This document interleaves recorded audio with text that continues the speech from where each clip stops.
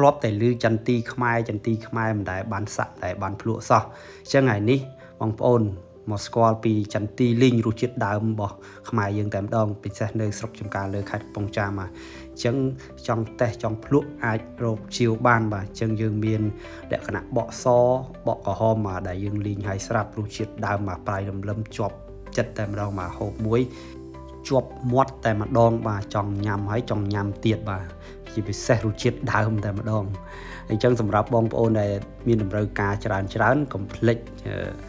ជាវហើយឬក៏តាក់ទងឆាតមកកាន់ page ផ្លូវការរបស់យើងតែម្ដងហើយសម្រាប់តម្លៃវិញកាន់តែពិសេសបងប្អូនគឺតម្លៃចេញពីរោងចក្រពិសេសតែម្ដងជាពិសេសបងប្អូនដែលទទួលការទិញឬកំងច្រើនបាទអញ្ចឹងអាចតាក់ទងមកកាន់ page ផ្លូវការរបស់យើងឬក៏លេខទូរស័ព្ទដាក់នៅខាងក្រោមនេះតែម្ដងអញ្ចឹងបងប្អូនកុំភ្លេចចូលរួមគ្រប់គ្រងផលិតផលរបស់ខ្មែរយើងជាពិសេសជារោងចក្រកែច្នៃដោយកូនខ្មែររបស់យើងតែម្ដងបាទអញ្ចឹងគ្រប់គ្រងផលិតផលរបស់ខ្មែរយើងទាំងអស់គ្នាបាទសូមអរគុណ